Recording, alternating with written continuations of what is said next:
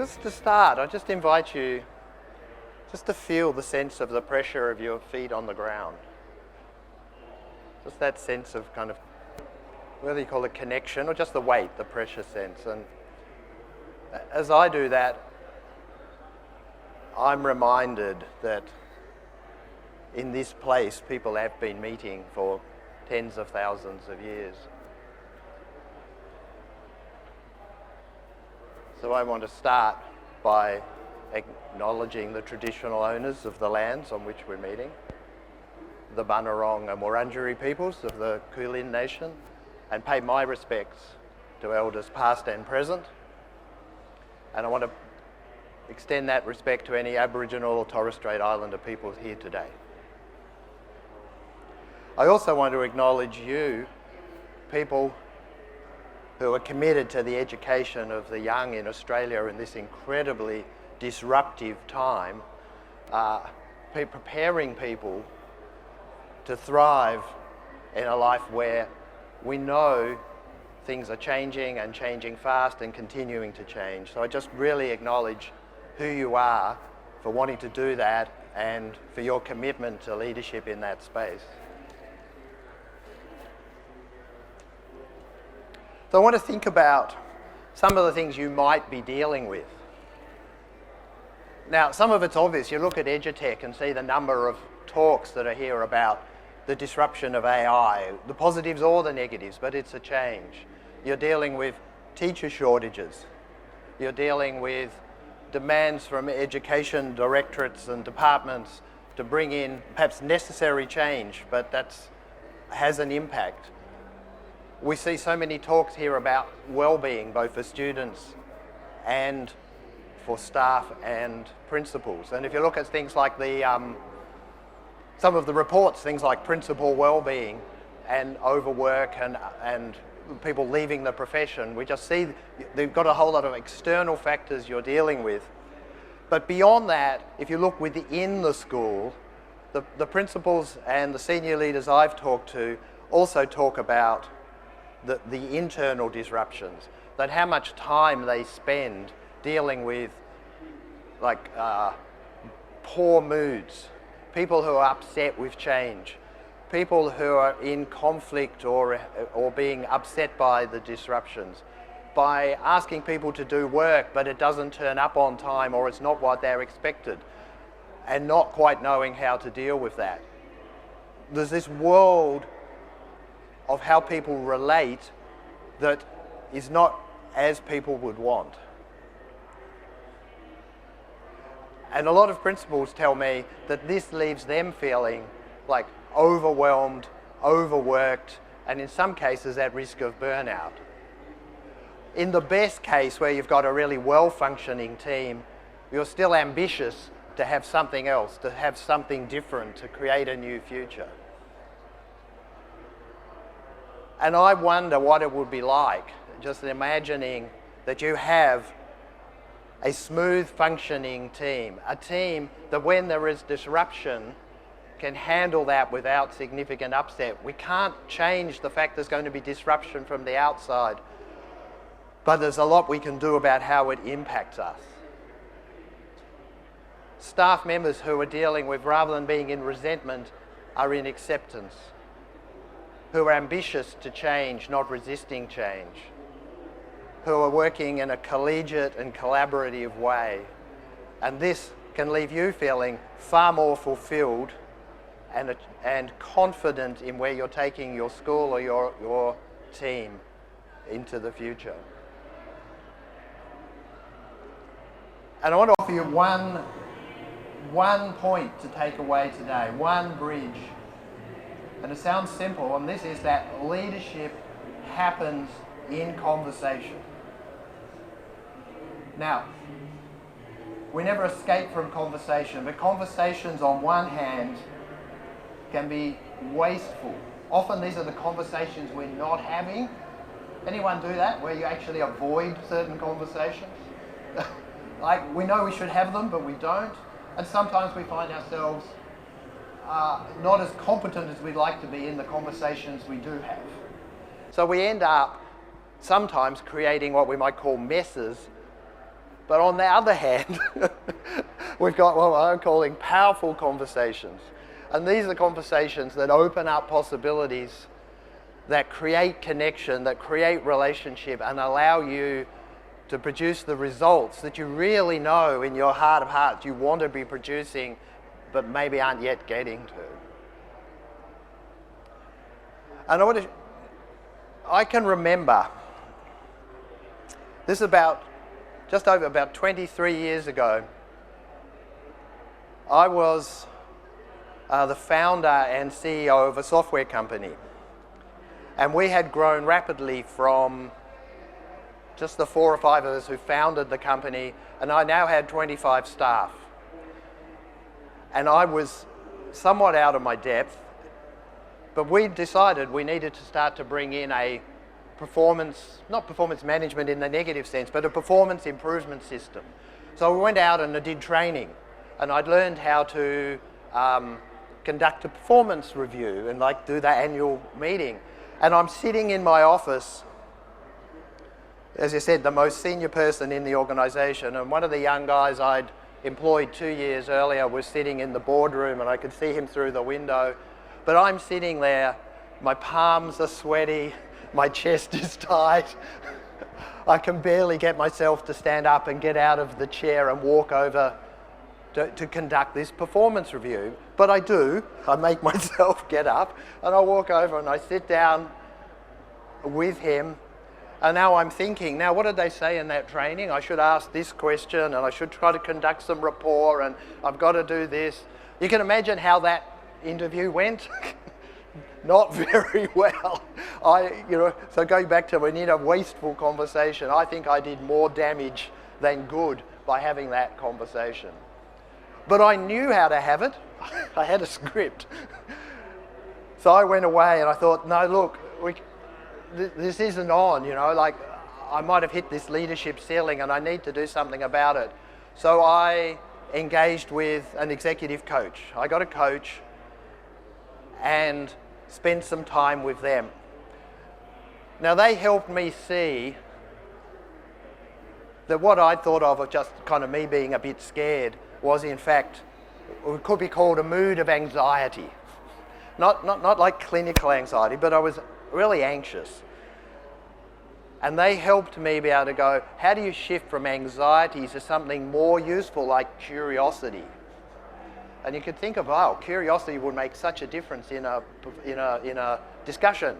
But the other thing they helped me see was I had been focused on myself. It had all been about me. Am I going to go okay in this review? Am I going to do a good job? What will they think of me? Is it going to impact the company? I wasn't thinking about the person in front of me.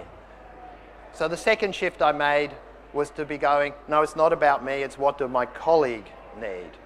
So wind forward about another 2 weeks, I'm still sitting back in the same office. I can look through the glass partitions to my other new colleague who's waiting for me. I'm still feeling nervous, I'm still feeling that sense of anxiety, but this time I feel like I have a choice. It's like, do I go over there given by the fear, or do I go over there and be a contribution and focus on them? So this time I walk over, still feeling nervous, but I'm now sitting differently. I'm trying to be in the body of curiosity. But this time the conversation flows. It just seems to be natural from that place to go, well, how are you going? What's working? What's not? How can I help? Oh, this is interesting over here. You seem to be struggling here. What do you think's happening? And the conversation just rolled. We had a rich conversation, and they went away inspired, and I went away inspired.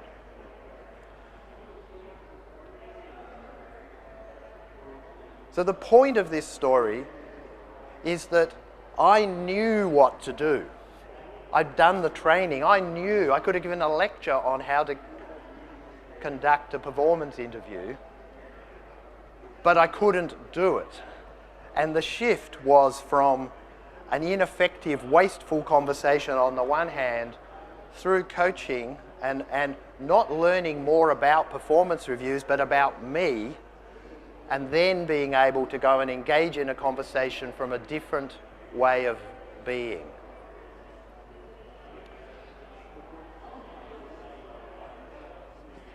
That shift didn't just happen for that conversation. I had kind of shifted me, because now I was able to engage in that sort of conversation with my staff more regularly, and I see that moment as a really pivotal point in the growth of the company, because the way I interacted with people from then on was quite different. It was from this new space of me. And I want to look at how we can understand this from a point of view of learning. And I'm going to introduce a little bit of jargon, and I'm going to call second order learning. And second order learning is, well, let me just do this thing here. Let's have a look here. So what we want, at any moment, we've got a set of what we might call our results, what we've got now. Does that make sense? It's like what you've got is your results. We're here now with whatever we've produced from the past. But as humans, even if nothing's wrong, we want things to be better. Is that fair enough? Does anyone here not want things to be better? And schools are a classic. Of course, there's always more you can do. So we want to get from here to there, to this new place, these new results. Now the results I'm talking here could be external. You want to shift some statistic of the school, or you want a certain thing to happen to be more effective in doing delegation. Or there could be internal. In my case, it might have been that example. The result might want to be, I want to be less anxious, or more connected, or more present. And usually when we think about this, we go, well, the result I've got now isn't satisfactory. I want something different. What can I do? What action can I take to change the result? This is pretty normal, of course, isn't it? And this is called first order learning. What we're doing is within the realm of things I can do, or I perceive I can do, I can take some actions to change the result. But often with the bigger problems of life and the big things we want to achieve, we know we could go and learn things. We know there's things we could do, but either we can't do them or they're not enough. We're not getting the results we want. And when this happens, there's often one thing we've forgotten, which is ourselves, our observer. I don't know, you might be familiar with a quote often attributed to Anais Nin, that you don't see the world as it is, you see the world as you are. And that has got two pieces in it. One is this idea that we literally don't see the world as it somehow objectively is. We see it how it occurs to us, how it shows up to us. And the second part of it is this idea of how I am, how you are. What does this mean? This how I am, I can talk about as my way of being. It's how I am in the world. It's very related to leadership presence. But in my example case, how I was in the first conversation was I was anxious and focused on myself, whereas when I had my second performance conversation, I'd shifted to curiosity and focus on others. It was a shift in being, not a shift in the actual action of having the conversation. And this we can call second order learning. And second order learning is transformational, because you've literally shifted who you are, how the world shows up to you. And when I say the world, that includes you, because you're part of it. So it's the reflective piece of how you see yourself, which is a bit paradoxical, isn't it? Because how you are has how you show up to you. and so from anxiety, I show up to myself as somebody who's full of doubt, and maybe I can't stand up and speak to a large audience, or I can't go and have that difficult conversation that I need to have with one of my staff. Whereas a shift, and I can. So just reflect on that for a moment, of what does that mean in the context of your work? This idea that if you shift you, the observer, who you are, you might be able to make take actions you couldn't previously take to be able to produce the kind of results you really want to produce. Now we've got time just to hear from a couple of people. Christy's got a microphone. We're just curious to hear from maybe two people. What are you seeing that this approach could make a difference for you? Who can share? What difference could this make? Yes? Thank you. There's a mic just coming quick. Just my thoughts on that in regards to changing that mind shift towards curiosity. Just puts you in a better frame of mind to deal with many challenges, whether it's with students or leaders or anybody. I think that's a really good shift in thinking. Yeah. Particularly take away those little anxieties of leading into it. You're interested, you're just approaching situations very differently. Yeah, absolutely, isn't it? And in curiosity in one case, but it might be something else for someone else. Is there someone else who'd like to share? Yes, over there, please.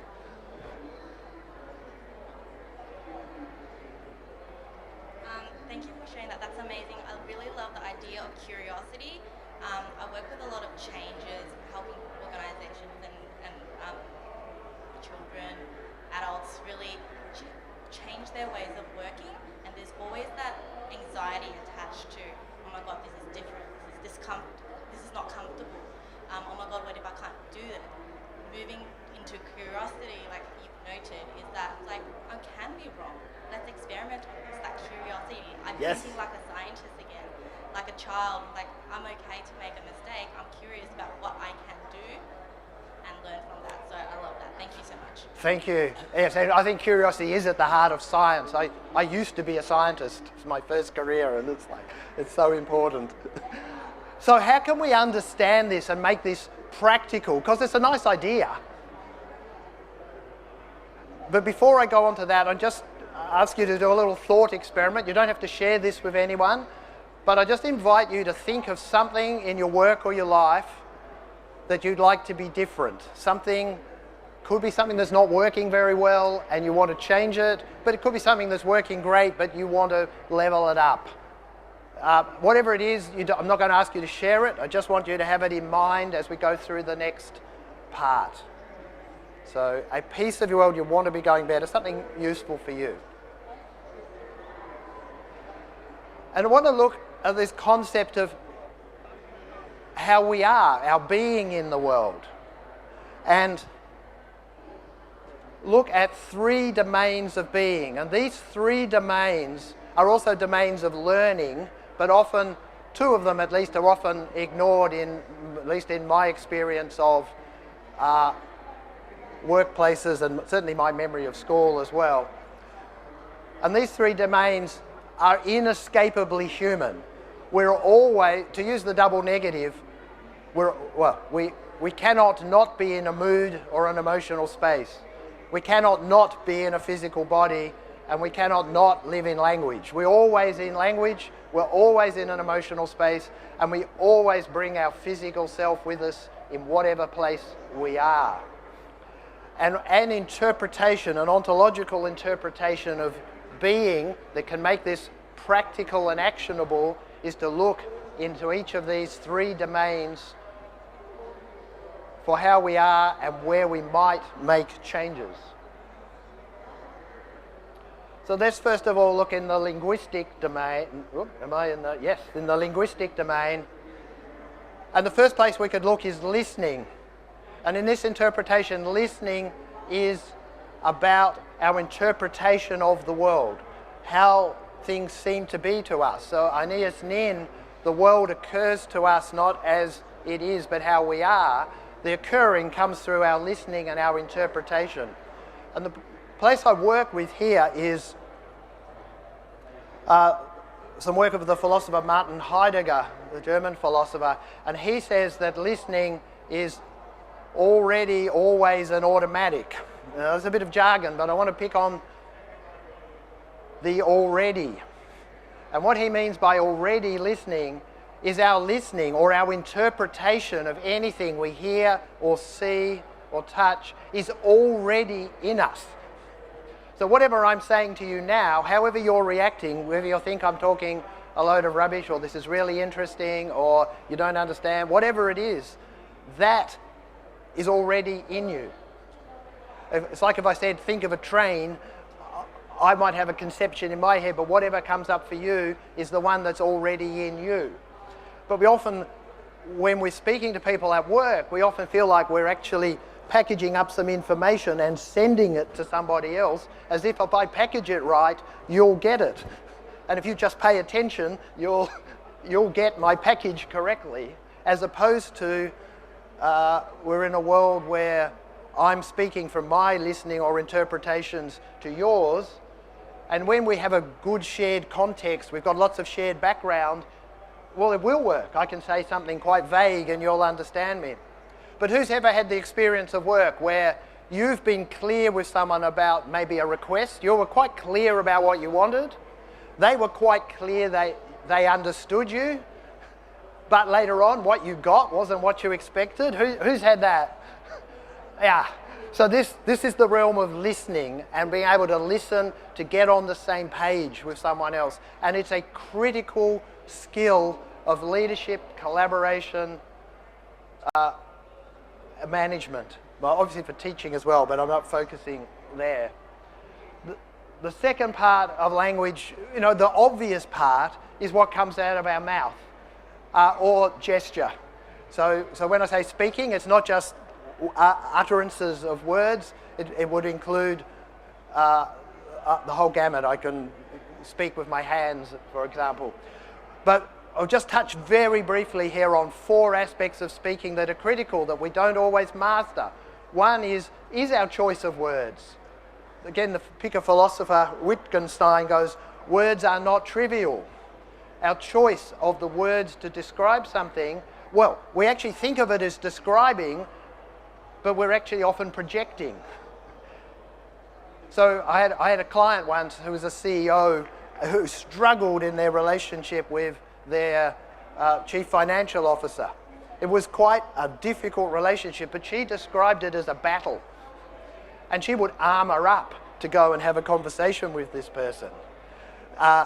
She felt that they were using weapons against her. Her metaphor, her world was, this was a battle, it was a war. And when I questioned her word, she ended up going, well, maybe if I could describe it as a challenge. Now that kind of sounds trivial, but she was a CEO and was good with challenges. So her whole occurrence of this person changed when she thought of them as a challenge rather than as it being a battle. So watch the words you are using, we think of it as describing the world, but often we're not. We're ascribing, we're putting this onto the world rather than describing the world. The second is story. We all live in story. You'll already be making up a story about me and what this is about. You have a story about your staff. You have a story about your students. And sometimes we live those stories as true and we don't notice we have the story. And when we don't notice we have the story has us. And we're being run by our stories rather than being someone who goes, oh, I've got a story about that, I better examine it. We often don't live that well. So looking at stories. A third area I'll just go back a bit, is we use conversations for specific purposes. And when we don't use them in the right way or we miss them out, again, these messes occur. So we have a world, for example, where a problem occurs. You've probably seen, anyone seen this? There's a problem. Someone on your team goes, I've got a solution, and jumps straight into action with the first thing that comes to mind. Anyone done that? Oh, we see it. Yeah. So there's no conversation for possibility. No one's exploring what might be possible before choosing what to do. But you also see people who've done the opposite. Anyone been around a team or someone who lives in the world of possibility? They've got great ideas and we could do this and we could do that, but it never moves to action. There's a missing conversation for action that is who's going to do what by when. So I want to show you the anatomy of a conversation for action. Now, we're not going to be able to deep dive into this, but I do want to just outline it.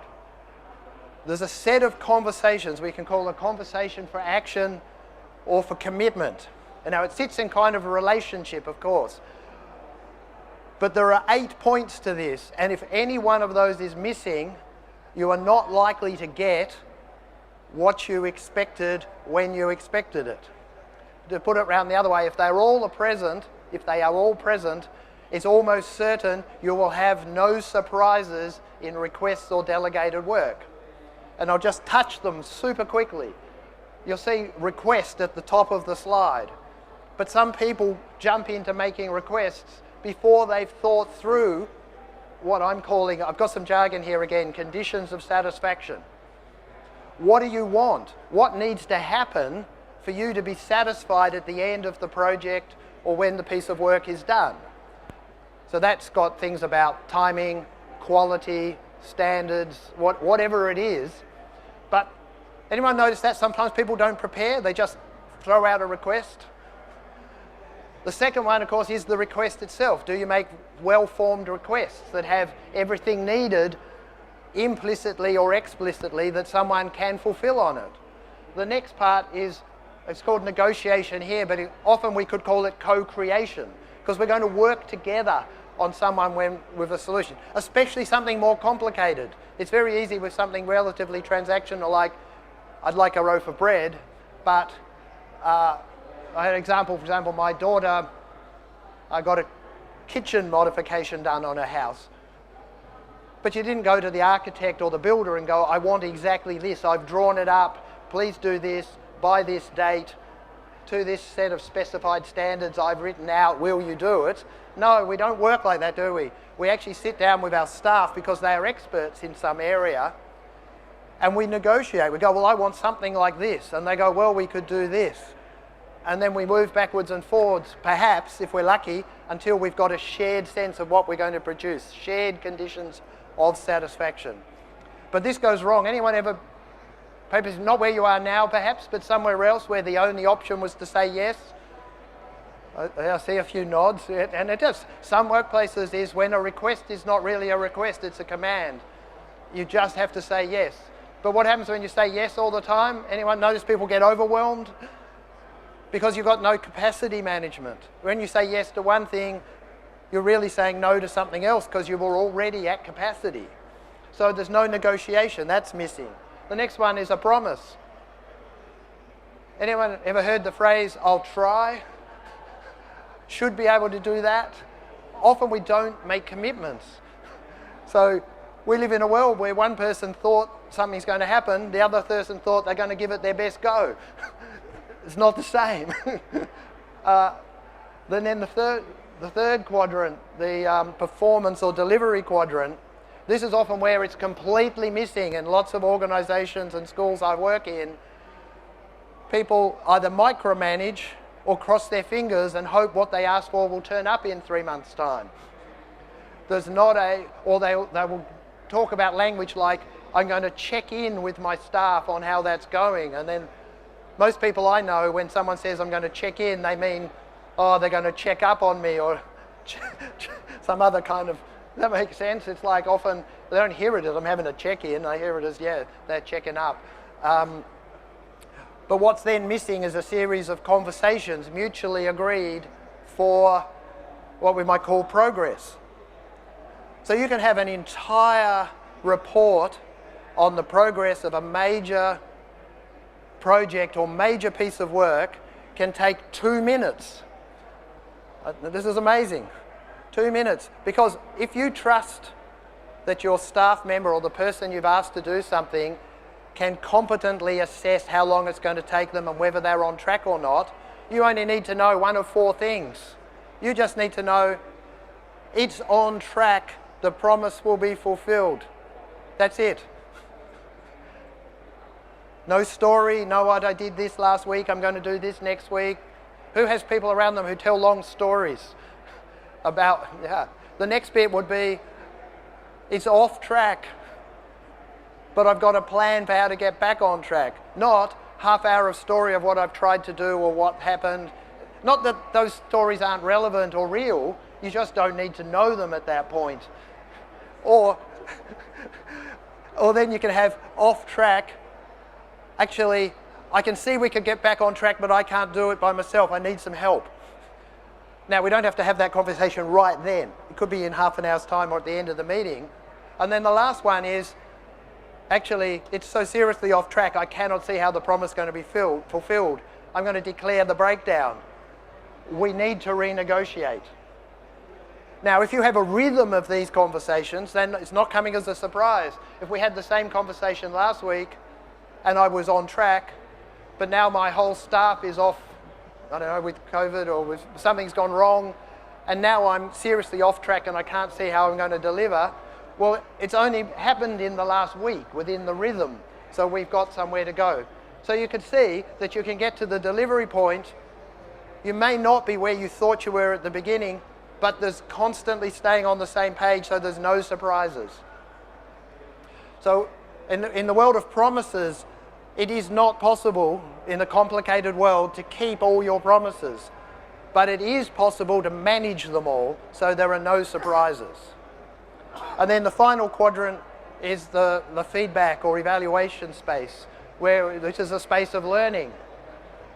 I've worked with senior people who have a blow up with a staff member where they're really upset if something wasn't delivered or wasn't delivered to quality. And then I talk to them about, is this the first time it's ever happened? And they go, no, this person hasn't been delivering for the last 6 things. And what they've done is they've never had the conversation for what that person needs to know. But often when they look at this, the problem wasn't with their staff or their colleague, the problem was themselves somewhere back in this loop because they didn't fully prepare and think about what they needed, or their request wasn't effective, or they didn't have these conversations for progress, so it turned into a surprise, but the person asking is just as responsible as the person who was asked. So anyway, you can see if all of these are present, it's almost guaranteed you'll have no surprises in any piece of requested work. The last one in the linguistic world is linguistic acts. These are the things we do in language that make things happen or have things happen. Nothing happens if there's no request in a workplace, or the opposite is an offer. So I offer to give a talk. If I didn't offer it, you wouldn't be here. If I didn't request my assistant, beautiful people here came and assisted, they wouldn't magically turn up. But we could go through the rest of these. They are all areas of key competence for leaders, managers, and anyone who wants to collaborate. We're going to miss because time is moving. I want to touch on these two. Moods is the next one, of course. And anyone notice that you and no one else around you ever checks their moods in at the door when you start work? We don't, do we? We bring our whole selves with our moods, with our emotions. But they're not always resourceful. Anyone else notice that? We don't always have resourceful moods. So I've got a whole world of a rational way of understanding moods in the workplace. Not moods just as feelings, because we have feelings, but if you can think about moods and emotions as what I'll call predispositions to act. And this is incredibly important because they're about how we see the future. So if you think of a mood like resignation, resignation is a predisposition to not act. And it happens. Anyone seen that in a school or in your workplace? There are some people who get resigned. We tried that last year. It'll never work. So the predisposition is not to do things, but shift the predisposition and it changes how we see the world. So I'd like to do an experiment. Now, don't do this too deeply. Don't make yourself feel uncomfortable. But talking to the person next to you or the two people next to you, I'm going to give you 1 minute, and I want you or invite you to use your body to adopt a posture of resignation and mild anxiety. As I say, don't make yourself feel uncomfortable with this. And have a conversation with the person next to you about how EduTech is going for you. Okay, so use the tone of voice and the body of resignation and mild anxiety and talk about your experience of EduTech. You have 1 minute, go.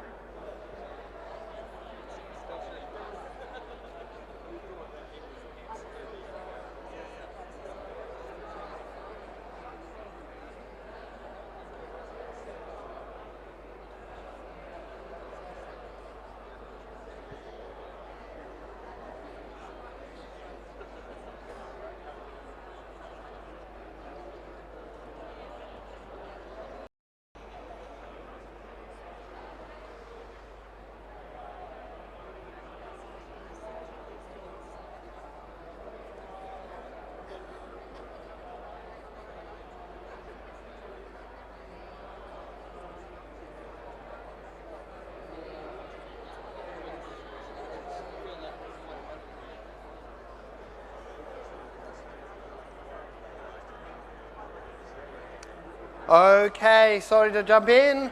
Just have a little bit of a shake. I want you to shake off that mood. We don't want to leave resignation and anxiety in your muscles. So now, we're going to have 1 more minute. This time have the same conversation. How's EduTech going? What are you going to do with it?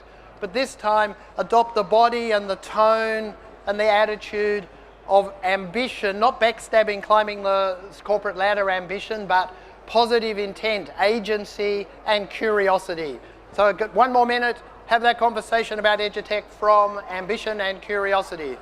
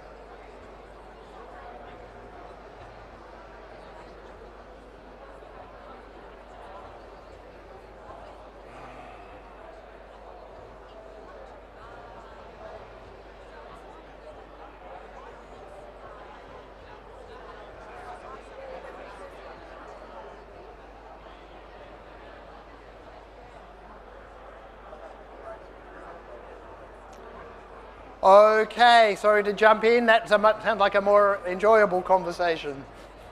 You might want to resume that one later, and no need to shake off ambition and curiosity. That's probably not a bad one to stay with. So, Christy on our mic. I'd just like to hear from a couple of people about what was your experience of having a conversation in one mood, or a pseudo mood, having a go at it, and from a different mood. Who can share? Thank you.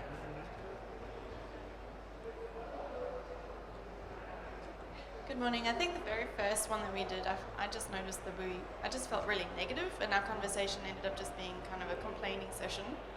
And we're just focusing on things that we haven't liked, that didn't work. Whereas the other one, it was more sparking things that we loved, focusing on the positives. Yep. Rather than the negatives, I guess. Thank you. Amazing. One more person. Over on the front over here.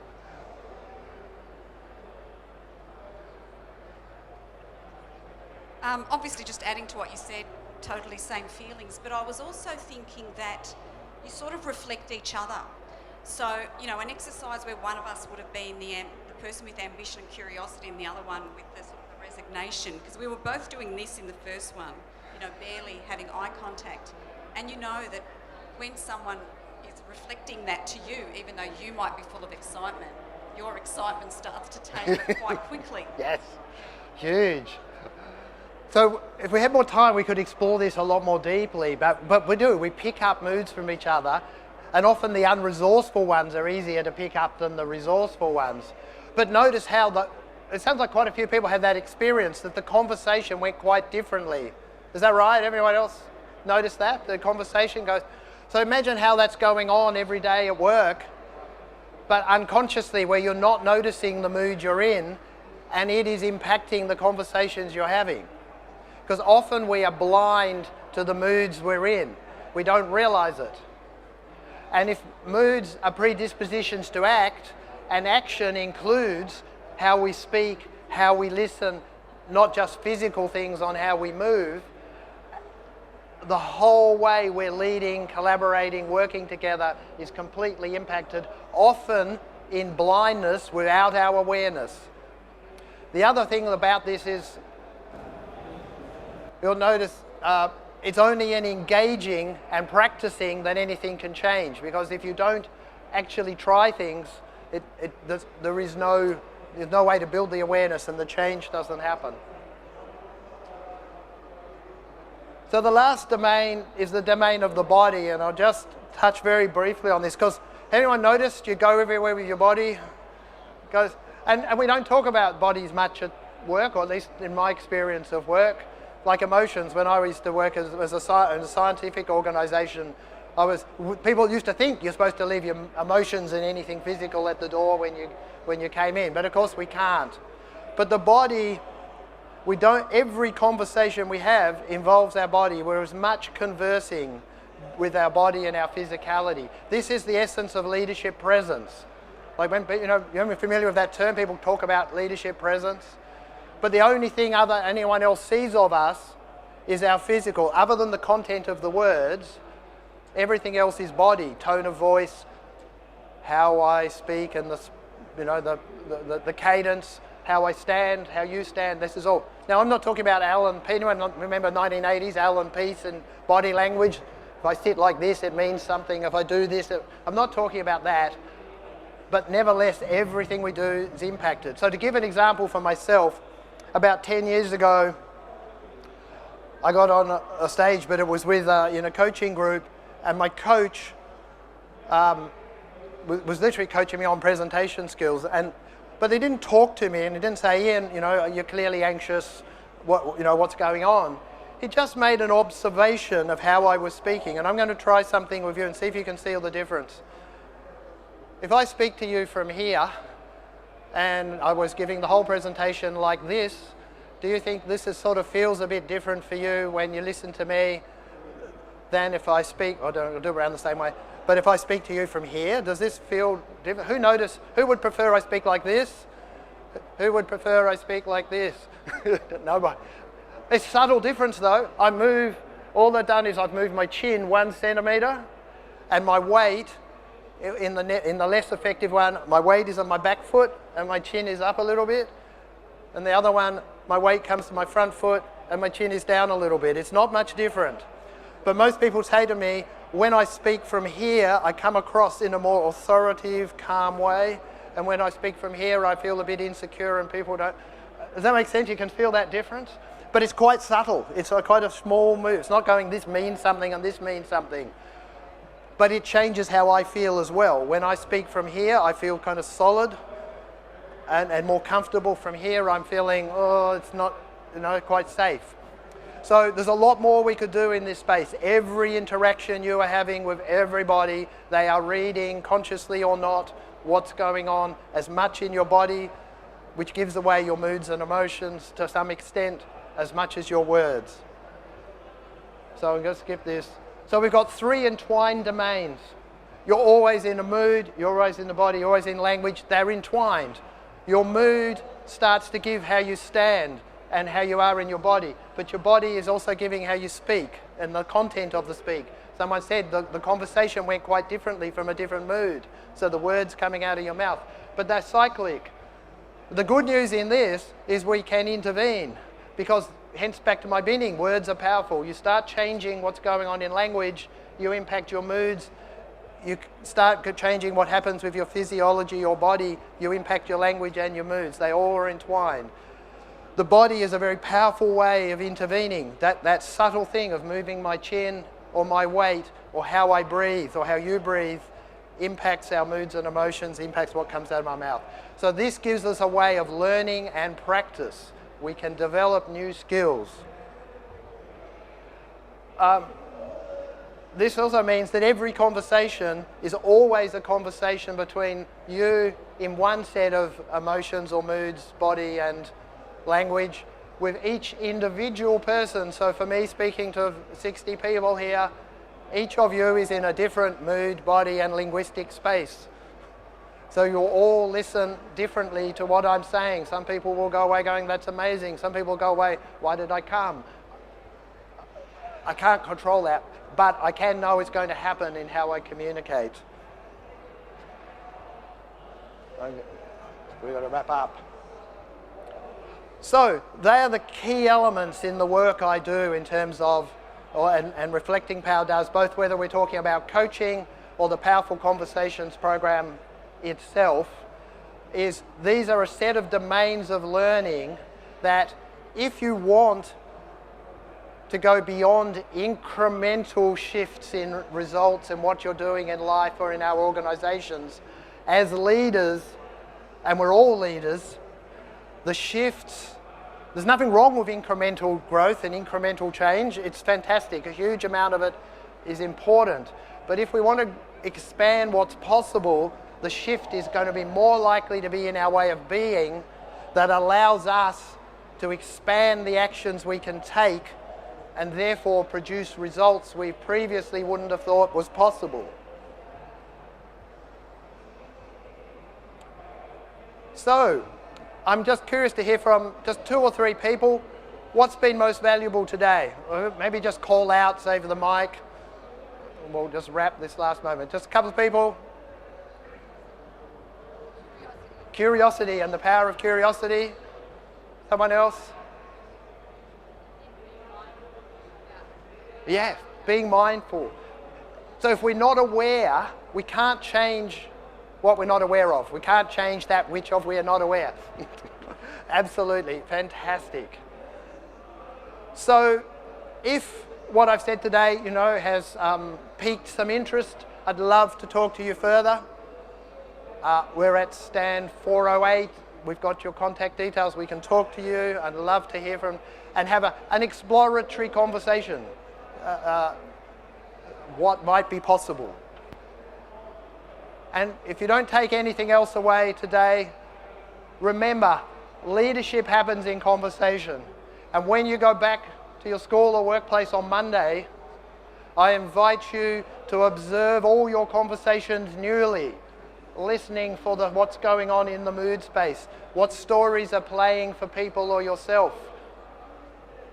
What words are you using and how is that changing how you see the situation rather than describing the situation, etc. What conversations are you not having that it would be really valuable for you to have, and what would you have to shift in yourself to have them?